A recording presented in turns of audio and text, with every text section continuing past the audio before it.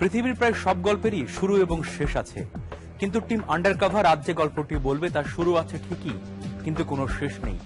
যার পরতে পরতে আছে আদিম যৌনতা, দাসত্ব আর প্রতারণার নির্মমতা।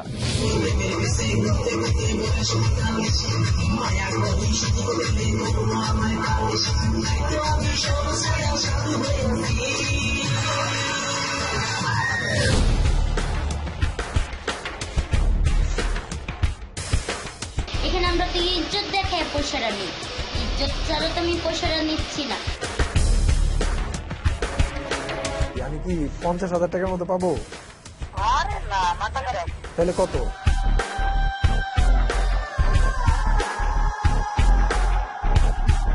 পুলিশ পার করেছেন 10টা। ইয়াবো বলেন, মাদক বলেন, যা কিছু বলেন, সবকিছুর পিছনে পুলিশ। আমার জীবন থাকতে আমি বাইকে নষ্ট হইতে দেব না। আমি নষ্ট হয়েছি ঠিক আছে। ও কতজনই তো স্বপ্ন দেখায়, সবাই কি স্বপ্ন পালন করে?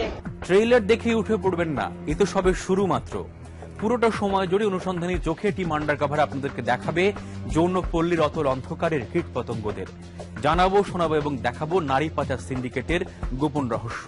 সেই সঙ্গে বোনাস হিসাবে থাকবে ভরপুর ভরপুর বিনোদন।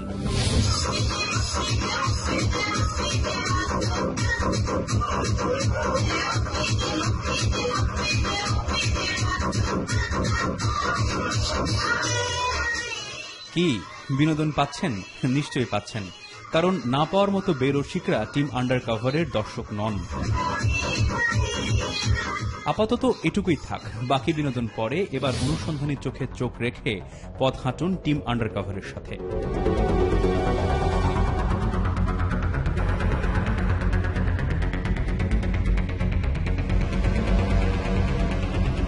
পাখির চোখে যে এলাকাটি দেখছেন সেটি ফরিদপুরের যৌনপল্লী, যেখানে খাতা কলমে 1500 জন যৌনকর্মী ও 120 জন সর্দার আছেন।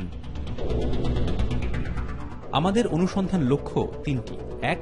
যৌনপল্লীর অন্ধকার জীবনে অনুসন্ধানী আলো ফেলা, 2. আপাত বৈধ যৌন ব্যবসার আড়ালে নারী পাচার চক্রের সন্ধান, আর 3. রক্ষক কিভাবে ভক্ষক অর্থাৎ স্থানীয় পুলিশ প্রশাসনের বিতর্কিত ভূমিকা তুলে ধরা। প্রথম লক্ষ্য পূরণে ছদ্মবেশ ধারণ। স্থানীয় এক অটোরিকশা চালকের সাথী হয়ে স্পটে পৌঁছানো। 52 বাজার 53 অলিগলির যৌনপল্লীতে ঘুরতে ঘুরতে একটি মেয়েকে টার্গেট করা হল। উদ্দেশ্য তার সাথে আলাপ জমানো, মাধ্যম অটোরিকশা চালক।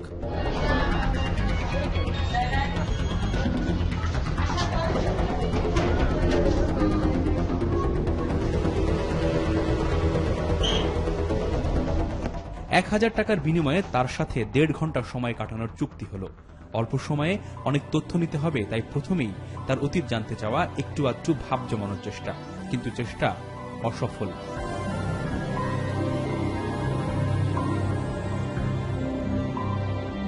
তবে শেষ দিকে অর্থাৎ 1.5 ঘন্টার শেষ 15 মিনিটে মেয়েটির মুখে কথা ফোটে। পুরোটা না হলেও কিছুটা জানা যায় কিভাবে তিনি এই পথে এলেন আর আটকে গেলেন। দালালদের তো করে তুমি এখানে আসছো, হ্যাঁ? কত টাকা বিক্রি করছে দালাল এটা জানো? আর বাবা আমি জানি না। এরপরে এই পেশাটা কিভাবে আসলো? আর বাবা বিক্রি করে দিচ্ছি। যখন বিক্রি করছে তখন কি তুমি জানতা যে তোমার বিক্রি করে দিছে? না। কিভাবে জানলা যে আমার শেষে জানছি 3-4 মাস আগে। 3-4 মাস কি করছে ওনারা? ওরা এই কাজ করছে, ওনারা কি করবে আর? এই গল্প নুপুরের একার নয়, তার মতো সারা দেশের যৌনপল্লীর অন্ধকারের বাসিন্দাদের অনেকেরই একই গল্প। তোমার বয়স কত? আমার বয়স 20 বছর চলতেছে। কতদিন ধরে এখানে? 6-7 বছর তবে। আচ্ছা, 13 বছর থেকে এই জায়গায় কিভাবে আসলো? আমার একটু কাহিনীটা বলতো। ও হরে, এক কথা বারবার রিপ্লাই তোমার ভালো লাগে না? আমি একবার বলছি না? 13 বছর এই জায়গাটা চিনলেন কিভাবে? আমি বললাম না অন্য কোনো কথা বলে, সব কথা বলো। তাই অনুসন্ধানী মনের খোরাক জোগাতে এই গল্পের আরেকটু ভেতরে যাবার চেষ্টা, যার প্রথম ধাপ হিসাবে স্থানীয় এক সোর্স মারফত যোগাযোগ এই পল্লীর সর্দারনির সঙ্গে। তাকে মুগ্ধ করতে বেশ বড়লোকি ভাবভঙ্গি ছদ্মবেশী টিম আন্ডারকভারের, আর তাতেই মুগ্ধ হয়ে আমাদের রাত্রিযাপন আনন্দময় করতে নানা আয়োজনে ব্যস্ত তিনি। কিছুক্ষণ পরপর বাজতে শুরু করলো বাংলা, হিন্দি, উর্দু আর কাওয়ালি গান।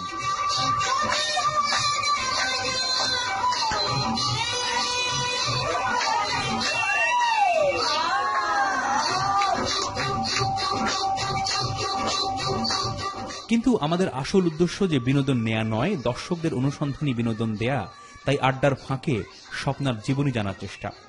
একদিন কি হয়েছে না আসার কাহিনী, আমি এলো মানে একটা লোক খুব আমার কাছের ভালোবাসার একটা লোক ছিল। আর তুমি কত টাকা বেতনে চাকরি করো? আমি তো কি এই বেতনে পোষায় না, তাও বাড়ি যাবো তবে কি এই বেতনে কাজ করে পোষায় না, আমার কাছে ভালো একটা কাজ আছে, যাবা তুমি? আমি তো ঠিক করি কি কাজ আমি আগে দেখবো, তারপর তুমি যাবো। তা কি কম্পিটিশনটার ভিতরে মহিলারা নিয়ে গেল। কোন জায়গায় এইটা? এই জায়গাতেই। তখন আপনার বয়স কত? এই সময় আমি মনে করি আমাদের বয়স কম না। আলাপে আলাপে স্বপ্না তার আয় রোজগার সম্পর্কেও কিছুটা ধারণা দিলেন, পাশাপাশি জানালেন ভাগ বাটোয়ারার বিষয়গুলো। সাংবাদিকতা বেশি করলে পরে আবার ধরা খেয়ে যায়, এই ভয়ে আবারও খদ্দেরের চরিত্রে ফিরে আসা। তখন শুরু হয় মূল বিনোদন।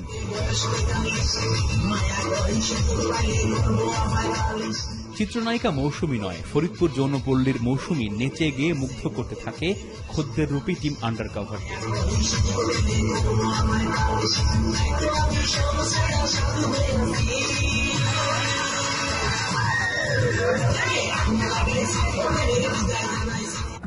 শুধু কথায় যেমন চিড়ে ভেজে না, ঠিক তেমনি মাদক ছাড়া আসর জমে না যৌনপল্লীতে। এই সূত্র মেনেই যৌনপল্লীতে আসর জমাতে এবং নাচ গান করাতে কিভাবে মাদকের হাট বসে তার অনুসন্ধানে গল্প বলবে। স্বপ্নার প্রধান হাতিয়ার আরমানের কাঁধেই পড়ে মাদক সরবরাহের দায় দায়িত্ব। অবশ্য টাকাটা আমাদের পকেট থেকেই দিতে হয়। ও আর পুলিশের দেওয়া লাগবে 120 টাকা। পুলিশের দেওয়া লাগবে 1500 তো নাই। হ্যাঁ হ্যাঁ 600 টাকা আছে আপনার কাছে? 600 দিয়ে দেন। পুলিশ আবার ধরবে না? না না না বের করে দিন। আরে সমস্যা নেই। কিছুক্ষণ পর আসর প্রস্তুত, আগে চোখের খিদে মেটান।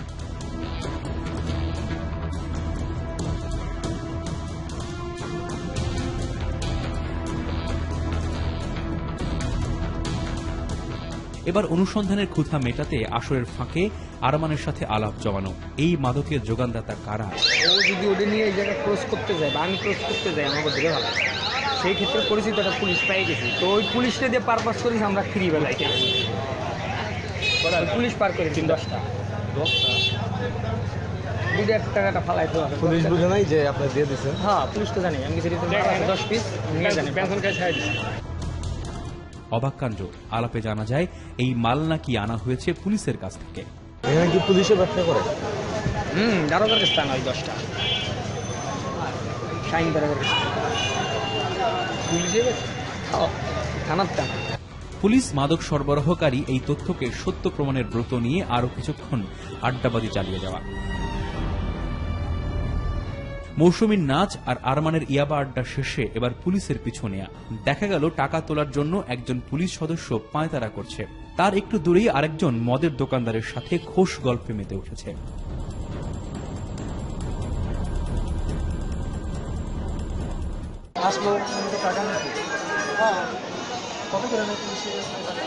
ওই এক ব্যাপারে না, ওই যারা তামুক বেছে না সেই 50 টাকা। হ্যাঁ যারা যারা ব্যবসা থাকে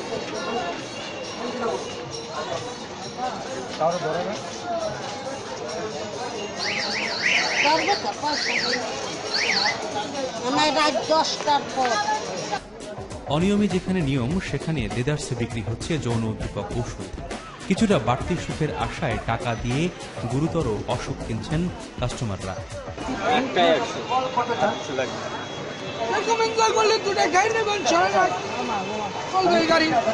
পুলিশের কিছু অসাধু কর্মকর্তার প্রত্যক্ষ মদদে কিভাবে যৌনপল্লীতে মাদকের রমরম ব্যবসা হয় তার আরো কিছু রগরগে ছবি আছে আমাদের হাতে। তবে সেগুলো দেখানোর আগে আপনাদেরকে দেখাবো কিভাবে নারীরা বিক্রি হয় এই সমস্ত যৌনপল্লীতে। পরিসংখ্যান অনুসন্ধান বলছে সাধারণত 3 ভাবে মেয়েরা যৌনপল্লীতে এসে পৌঁছায়। 1, প্রেমে প্রতারিত হয়ে, 2, অপহরণের পর বিক্রি হয়ে, আর 3, উত্তরাধিকার সূত্রে। টিম আন্ডারকভার নারী সাপ্লাইয়ের দ্বিতীয় ধাপটি বেছে নিল। তার মানে এই নয় যে আমরা কাউকে অপহরণ করেছি। সে যাই হোক, ফরিদপুরে যৌনপল্লীতে একটি মেয়েকে বিক্রির জন্য আমরা ফোন করি সর্দারনী স্বপ্নার কাছে। শুনুন সেই ফোন আলাপ। আপনাকে একটা খুব দরকারে ফোন দিছি। সব সময় তো আর সব বলা যায় না, কিছু কথা আছে যেগুলো কিনা খুব আড়ালে বলতে হয়। আচ্ছা বলেন, আমার কোনো সমস্যা নেই, বলেন। আচ্ছা, আমার সাথে আমি একটু বলি কথাটা, আবার আমাদের কারোর সাথে শেয়ার করেন না, কেমন? হ্যাঁ ঘটনা হচ্ছে কি, আমার সাথে একটা মেয়ের সাথে খুব সম্পর্ক ছিল, তো ওই মেয়েটা আবার আমার কাছে ফিরে আসতে চাচ্ছে। জানি যে ও আবার আমার সাথে ছলনা খেলা খেলবে, তো আমি চাইতেছি যে ওরে কোনো মতে আপনাদের এখানে আনা যায় কিনা। বাড়ি কোথায়, দেশের বাড়ি কোথায়? দেশের বাড়ি হচ্ছে গিয়ে আপনার শরীয়তপুর। দাঁড়ে হয়ে রে ভাই, হ্যাঁ, দাঁড়ে হয়ে যায়। ফোন পেয়ে প্রথমে বেজায় খুশি স্বপ্ন। তো ঘটনা হচ্ছে কি, ওর বয়সও মনে করেন খুবই কম, এই ধরেন 20 পড়ছে। তো পিস করলে সমস্যা নাই, রাখা যাইতে, কিন্তু আর একটা জন্ম নিবন্ধনে লাগবে। আর মনে করেন যে নিজের স্টেটমেন্ট ভালো থাকতে হবে, মানে কথাবার্তি ভালো থাকতে হবে, যে আমি থাকবো সহিতাই আইছি। না, প্রথম তো একটু মনে করেন জোর জবস্তি আপনাদের সাথে করতেই পারে, কিন্তু পরে ওটা আপনারা মেকআপ করে নিতে পারবেন না। কিন্তু আলাপচারিতা একটু চালানোর পর যখন স্বপ্না জানতে পারলো যে মেয়েটি পাশের জেলায়, তখন কথা এগুতে রাজি হলো না, থেমে যায় দেন দরবার। আপনি যাকে কল দিচ্ছেন সে তো একজন বিরাট ইম্পর্টেন্ট লোক, উনি একটু। হ্যালো আপা, আচ্ছা শোনেন, আপনি আমার বড় বোনের মতন, আপনার সাথে তো আর দামাদামি করা যাবে না, বা এগুলি তো আমার ইও না। তো আমি মেয়েটার ছবি আপনার কাছে পাঠাই দিই, আপনার কোনো যদি ফেসবুক আইডি থাকে তাহলে এখনই আমি দিয়ে দিই। আরে এত দারুণ মেয়ে আমরা রাই না ভাই, আচ্ছা, তাহলে আপনার আইডি নেমটা আমাকে একটু বলেন। এত দারুণ মেয়ে আমরা রাই না, আমরা মেয়েরাই তো অসুর বরিশাল বগুড়াও দিকে। এই মেয়ের ব্যাপারে আলাপ থেমে গেলেও অন্য যে কোনো মেয়েকে এখানে বিক্রি করা সম্ভব, যার জন্য শুধু তাকে এই এলাকায় আনলেই চলবে, বাকিরা তারাই ব্যবস্থা করে ফেলবে। আনুমানিক একটা ধারণা দেন তো আমাকে, কত টাকা আমি পাইতে পারি স্বপ্নাপা? আপনি আসলে আপনার সাথে কথা হবে না, আপনি কাকে মেয়ে আনবেন নাকি? তাহলে আমি কি আনুমানিক আপনার একটা ধারণা দিই, আমি কি 50,000 টাকার মতো পাবো? আরে না, মাথা খারাপ। তাহলে কত? আরো কম? আসলে কথা হবে। কত? 30? আচ্ছা দাঁড়ান, 30? তাহলে আমার মাইক্রো ভাড়া করতে হবে, বুঝলেন? আসলে কথা বলবো। ফরিদপুরের এই যৌন পল্লীতে শুধু প্রাপ্তবয়স্ক নারীরাই নয়, বিকৃত যৌনাচারের জন্য ব্যবহৃত হয় অপ্রাপ্তবয়স্ক কিশোরীরা। আর যারা বাধ্য হয় না এই সমস্ত কাজে, তাদের ভাগ্যে জোটে নির্মম নির্যাতন। বিরতির ক্ষণিক বিরহ শেষে বলবো সেসব ভাগ্যাহত নারীদের গল্প।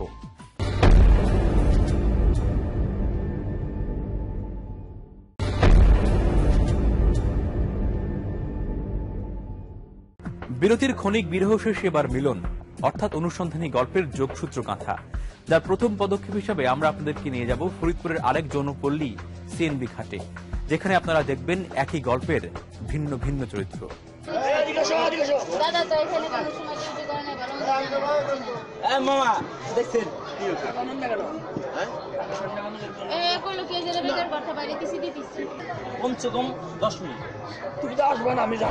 তল্লাশি দেখে ভড়কে যাবেন না, এটাই সিএনবি যৌনপল্লীতে প্রবেশের নিয়ম।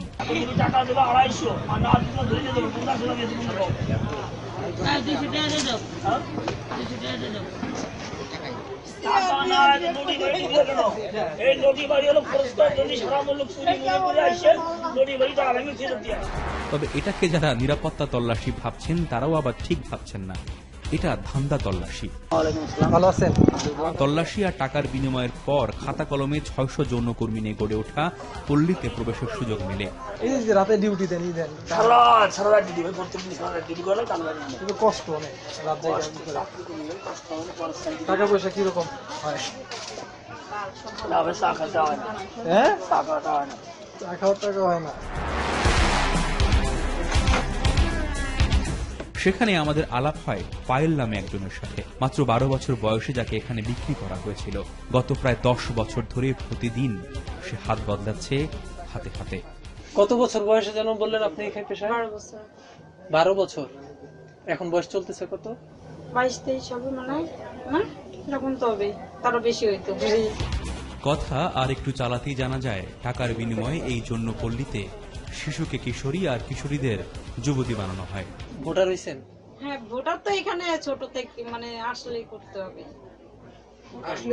হ্যাঁ, ভোটার তো ইসছি বললাম। আগে 12 বছরের সময় আপনি ভোটার হয়ে গেছেন? হ্যাঁ, এখানকার ভোটার। 12 বছরের সময় আপনি ভোটার হয়ে গেছেন? মানে এখানে আসছি তার 1-1.5 বছর পরে আমার ভোটার করছে, তখন বয়স কম ছিল, বয়স বেশি দিয়ে করাইছে। লাইসেন্স এখানে একটা সরকারি লাইসেন্স আছে, ওইখানেও বয়স বেশি দিতে হবে বয়স। আবার শুনেন, আপনার বয়স তো 12 দেখলে বোঝা যায়, ওটা 18 কেন করব? টাকা দিলে সবই করা যায়, বুঝছেন? মানে সে জানে যে টাকা খায় আপনার এখানে মনে করেন সবই চলতেছে, টাকার উপরে সব চলে এইসব জায়গায়। পায়েলের গল্প শুনে একটু ঘোরাঘুরি করতেই শাপলা মহিলা সংস্থার একজন কাউন্সিলরের সাথে দেখা হয়, যারা মূলত এই যৌন পল্লীর নারীদের নিয়ে কাজ করে। সেই কাউন্সিলরের সাথে আলাপে বেরিয়ে আসে চাঞ্চল্যকর আরো অনেক তথ্য। কেউ আবার দালালের প্রতারণার শিকার হয়ে এখানে আসে, কেউ হচ্ছে নিজের আত্মীয় স্বজন, আপনজন, স্বামী ভালোবাসার ফাঁদে ফেলে এখানে বিক্রি করে দেয়। তাদের জীবন কাহিনী করুন, অনেক করুন। আমার দেহ বিক্রি করে আমার সন্তান বিদেশ দেয় না, কি জীবন কাহিনী তাহলে হুনে লাভ কি? দালালরা তো ধরা ছোঁয়ার বাইরে থাকে, ওরা ধরা ছোঁয়ার মধ্যে থাকলে তো তাহলে ওদের ধরাই যায়। কথায় বলে প্রেমে আর খাদে কোনো তফাৎ নেই, মানুষ হঠাৎ করেই পড়ে যায়। ঠিক তেমনি সমাজের অন্ধ অলিগলির এসব বাসিন্দাদের জীবনেও প্রেম আসে, তারাও স্বপ্ন দেখে ভালোবেসে ঘর বাঁধার। শুটিং এর এটা প্রোগ্রাম করতেছে, তাই না? তো যেতে ওই যে ভারী সাবজেক্ট আছে। অনুসন্ধানের স্বার্থে প্রতিনিয়তই বেশ বদলাতে হয় টিম আন্ডারকভারকে। এবার আমাদের পরিচয় সিনেমার ডিরেক্টর। নিষিদ্ধ পল্লী নিয়ে কাজ করতে এসেছি, তাই ভাবভঙ্গিও ডিরেক্টর মার্কা।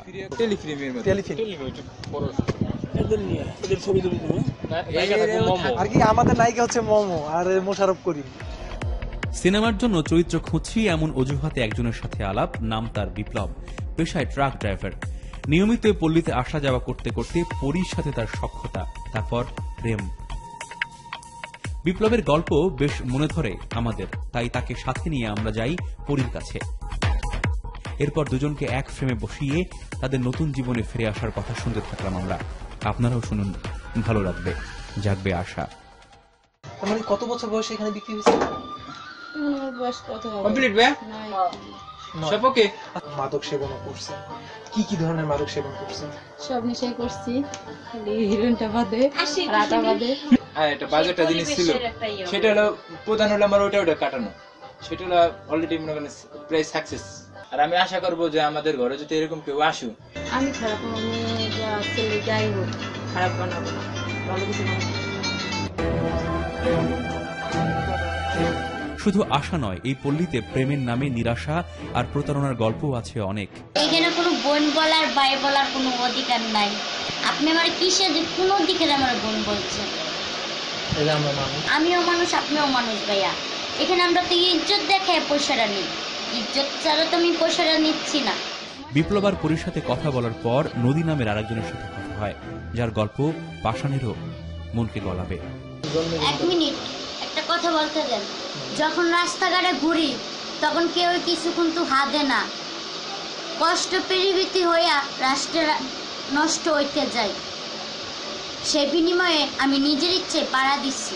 আমার ছোট একটা ভাই আছে, সবার বড় আমি, নিজে শিকার হয়ে আমি পাড়া দিচ্ছি। এখানে আমাকে কেউ জোর করেও রাখে নাই, কষ্টের ঠেলায় এই জায়গায় আমি নাম দিচ্ছি। আমার জীবন থাকতে আমি বাইকে নষ্ট হইতে দেবো না। আমি নষ্ট হয়েছি ঠিক আছে, এই যে সুন্দরভাবে বাঁচার যে একটা স্বপ্ন মানুষের, এই স্বপ্নটা কি আপনি দেখেন না? না, কেন? আমি দেখতে চাই না তো। নদীর গল্প শুনতে শুনতে হঠাৎই সোর্স মারফত খবর আসে পল্লীতে একটা মানববন্ধন হচ্ছে। তাই নিয়ে বেশ হট্টগোল। দৌড়ে সেখানে পৌঁছে জানা গেল সমাজের কাছে পিতৃত্বের দাবিতে এই মানববন্ধন।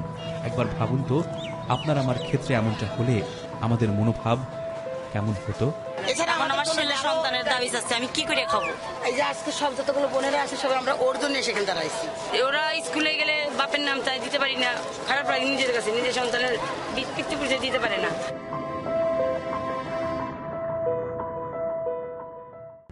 এবার অনুসন্ধানের একেবারে শেষ ধাপে এবার আমরা আপনাদেরকে দেখাবো কিভাবে কিশোরীদেরকে বাধ্য করা হচ্ছে বিকৃত যৌনাচারে, আর তাদেরকে পাচারের জন্য আটকে রাখা হচ্ছে কোথায়, কিভাবে এবং কারা সেগুলো করছে।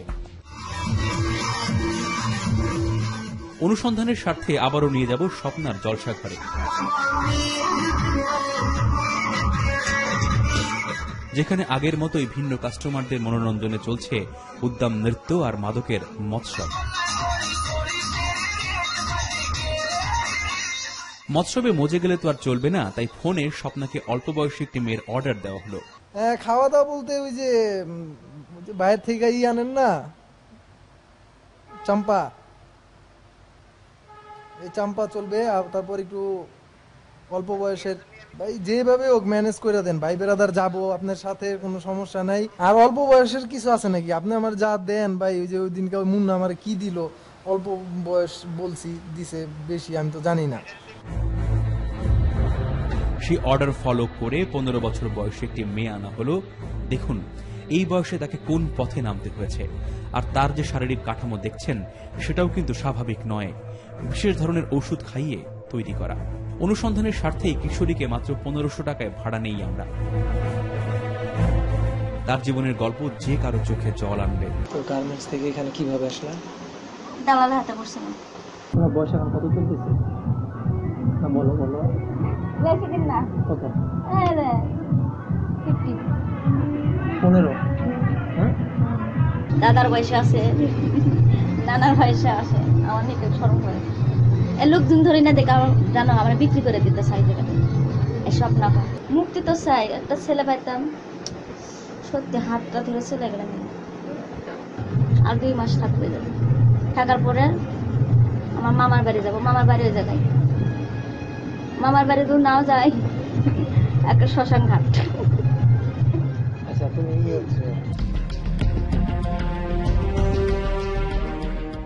মাঝে মাঝে স্বপ্ন এসে ধরা দেয় সমাজের অন্ধ অলিগলির বাসিন্দাদের জীবনে, কিন্তু মুহূর্তেই প্রতারক হয়ে আবার সেগুলো মিলিয়ে যায় পদ্মার খোলা জলে। আবার কখনো দুঃস্বপ্ন হয়ে ঘুরপাক খায় তার ভাঙা কুটিরে। কারণ এ গল্পের কোনো শেষ নেই। ও কতজনই তো স্বপ্ন দেখায়, সবাই কি স্বপ্ন পাল্লে পড়ে? আমাদের ইয়াটা কি মানে স্বপ্নটা মনে করেন ঘুমাইছি, ঘুমের মাঝে স্বপ্নটা দেখছি, ঘুম ভেঙে গেছে, স্বপ্ন ভেঙে গেছে, এইটাই আমাদের জীবন। আমরা যখন একা একা থাকি, রাত্রিবেলা একা থাকলে অনেক কিছু মনে হয়। সারাদিন হয়তো সবার সাথে কথা বলি, অনেক কিছু মনে হয় না, রাত্রিবেলা যখন একা একা থাকি অনেক কিছু অনেক খারাপ লাগে। ভয় লাগে না যে মারা যাবো এক সময়? ভয় বলে লাগে না, ভয় সব সময় অল টাইম মনের ভিতরে কাজ করে। হঠাৎ করে মারা গেলাম, এখন এই জায়গায় মারা গেলে আমাদের তো মাটি হবে না, কেন? শ্মশানে নিয়ে যায়, যে কাপড়ে মারা যাবো এই কাপড়ে নিয়ে যায় গাড়িতে আসবে। হ্যাঁ, খবর দেন না, না গোসল করাবে না, কষ্ট থাকে। শুরুতেই বলেছিলাম এমন একটি গল্প বলবো যার আসলেই শেষ নেই। যে গল্প বলছিলাম তার আসলেই কোনো শেষ নেই। যেখানে কর্তৃপক্ষ অসহায়, পুলিশ ফায়দা লোটায় ব্যস্ত, আর সব ক্ষমতার অধিকারী সর্দাররা, সেখানে পরি আর কুসুমদের নতুন জীবনের স্বপ্ন দুঃস্বপ্ন ছাড়া আর কিছুই নয়। অনেক চেষ্টা করছি ভাই, অনেক চেষ্টা করছি ভালো পরিবেশ থাকার জন্য, ভালো আর অনেক চেষ্টা করছি।